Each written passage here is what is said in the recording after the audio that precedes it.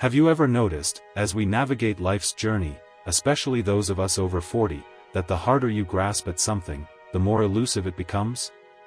Success, happiness, love, they often seem tantalizingly close, almost within reach. Yet, the more we obsess over achieving them, the further they appear to drift away. Why is it that the things we desire most often feel just beyond our grasp? As a Zen teaching goes, when you stop caring, results come. It's a paradox, isn't it? From a young age, we're often taught to relentlessly pursue our goals, to hustle harder, to push endlessly, and to never give up. But what if the real path to fulfillment isn't about gripping tighter, but about strategically letting go? Before we continue, if you're finding value in this exploration of wisdom and wealth, take a moment to like this video. Subscribe to our channel for more insights into navigating life's complexities with grace and intention. We delve into time-tested principles that can help you to be more successful in the future. Think about it for a moment. Have you ever been so focused on controlling every aspect of a situation that it left you feeling stressed, frustrated, or, worse, completely burnt out? What if all this clinging, all this insistence on having things our way, is precisely what's keeping us stuck? Here's a fundamental truth that many people often overlook: attachment doesn't lead to freedom, it often leads to suffering. But when you truly embrace the concept of non-attachment, something powerful and transformative happens. You begin to discover an inner peace, a clarity of mind, and, ironically, the very things you were so desperately chasing begin to effortlessly flow into your life. In this video, we are embarking on a journey to explore the transformative wisdom of Zen and Buddhism. We'll delve into how releasing the need for control can open the door to profound freedom and lasting joy. By the end of our time together, you'll understand that surrender isn't about giving up or admitting defeat, it's about reclaiming your life, your energy, and your inner peace. If you've ever felt trapped by your own expectations or burdened by the weight of your aspirations, stay with me, because this insight might be the one thing that changes everything. Now, before we proceed further, if you have not already, please consider liking and subscribing to our channel. We are happy to have you. Our first principle, one of the most important we can all learn from, is to focus on what you can control. There's a story of a monk who spent years meditating beside a serene river. One day, a traveler came to him, overwhelmed with frustration, sharing his struggles with relationships, work, stress, and the relentless pressure to control everything. The monk listened quietly, then simply said, "Do you see how the river flows? It doesn't fight the rocks in its path, it simply flows around them. You must be like the river, focus on what you can control and release the rest." This simple teaching echoes one of life's greatest truths: freedom begins when we stop clinging to what's outside our control. In Buddhist philosophy, this idea is central. The Buddha taught that suffering arises from attachment to outcomes, people, and situations we cannot change. Instead, he urged us to focus inward, on our actions, our attitudes, and our pursuit of inner peace. As the Stoic philosopher Epictetus wisely said, "The chief task in life is simply this, to identify and separate matters so that I can say clearly to myself which are externals not subject to my choice, and which have to do with the choice I control." Imagine how much lighter your life would feel if you fully lived this truth. Think back to the last time you were significantly stressed, perhaps a conflict at work where you felt unseen or unappreciated. How much energy did you waste trying to change someone else's behavior or force a particular outcome? Now, ask yourself this: what if, instead, you had focused on your professionalism, your calm, and your ability to respond with grace? Because here's the fundamental truth: when you let go of what isn't yours to control, you reclaim the power to shape your own path. This practice isn't about cultivating indifference or apathy, it's about achieving clarity. You don't stop caring, you simply stop caring about the things that drain you and deplete your energy. Focus on what you can influence: your mindset, your habits, your responses. Like the river that flows effortlessly around obstacles, your energy becomes unstoppable when it's not wasted on resistance. Now would be another good time to click like and subscribe to our channel, the Buddhist Doctrine channel. So, how do you begin to implement this principle in your own life? Start by identifying your sphere of control. What is truly yours to manage? Your effort? Your attitude? Begin there, and release the rest, others' opinions, the past, unpredictable events. Acknowledge them, and then consciously let them go. Redirect your energy, pouring it into activities and pursuits that align with your values and goals. Ask yourself, what weight am I carrying that doesn't truly belong to me? When you release that weight, you create space, and in that space, results begin to flow, just like the river flowing to the ocean. Today, take just one small step toward letting go of something that's been holding you back. Our second principle involves accepting life's imperfections. A man once visited a Zen master, burdened by his perceived failures. "I try so hard to make everything perfect," he lamented, "but nothing ever goes as planned."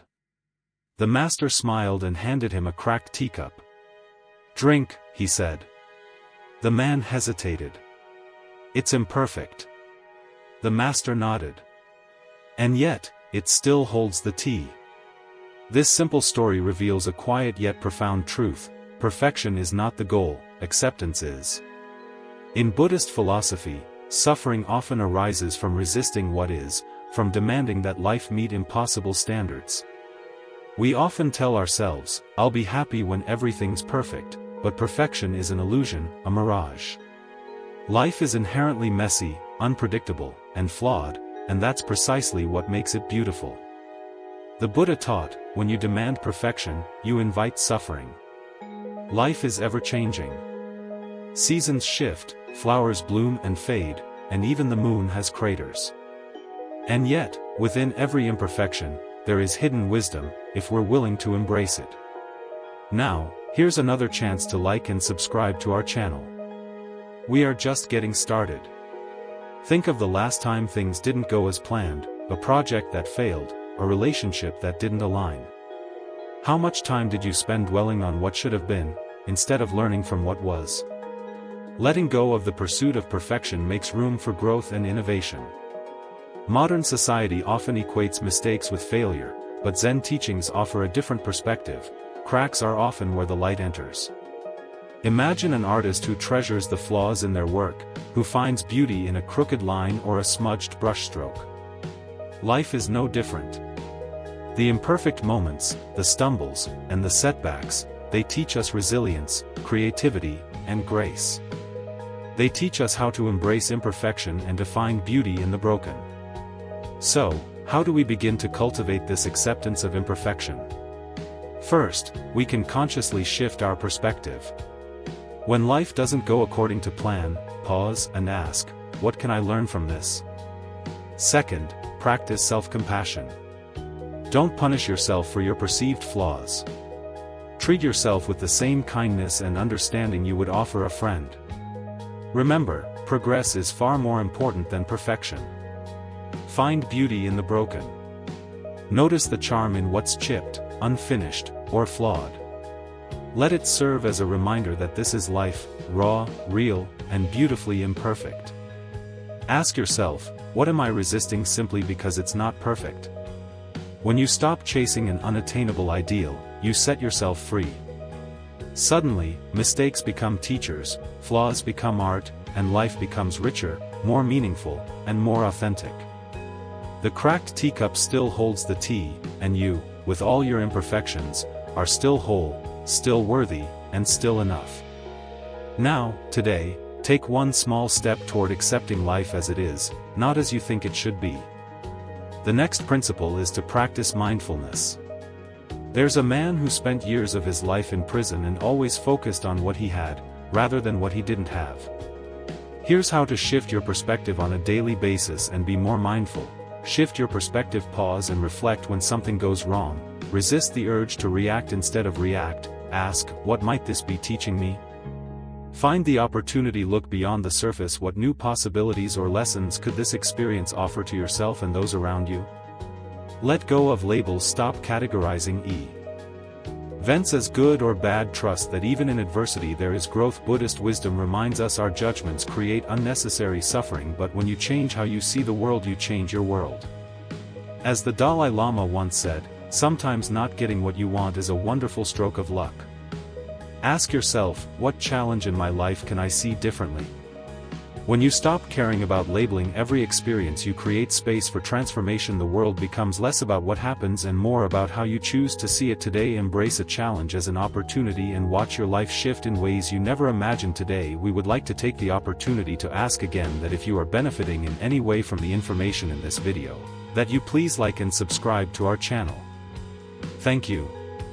Accept change as the nature of life. Modern life is full of transitions, moving cities, evolving friendships, growing older. The more we cling to the past or fear the future, the more painful these changes become. But when we embrace impermanence, we begin to see the quiet beauty in endings and the vast possibility hidden within every beginning. A failed relationship, for instance, may break your heart, but it also clears space for someone more aligned with the person you are becoming.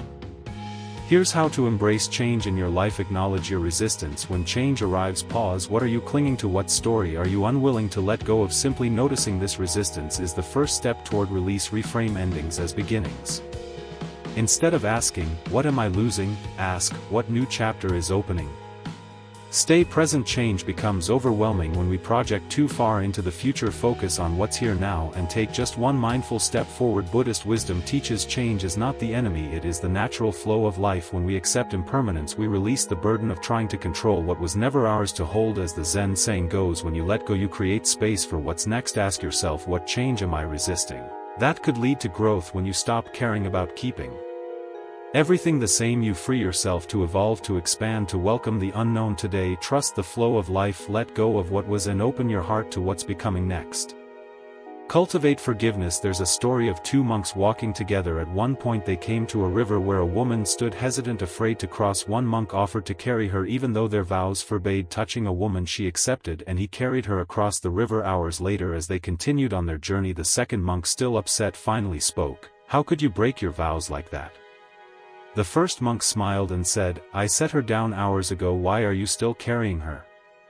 This story reveals a timeless truth. Holding on to anger is like drinking poison and expecting the other person to die. When someone wrongs us, it's natural to replay the hurt over and over, but doing so doesn't punish them, it punishes us. Think of a betrayal, a friend who broke your trust, a partner who wasn't faithful. The initial pain is sharp, but what happens when you keep carrying that pain? It bleeds into your life, making it harder to trust, to open your heart, to grow. Forgiveness does not mean excusing what happened. It does not mean inviting the person back into your life. It means releasing the emotional grip that keeps you stuck. Buddhist teachings remind us forgiveness is not for their benefit, it is for your freedom. Letting go makes space for healing, for transformation, for peace.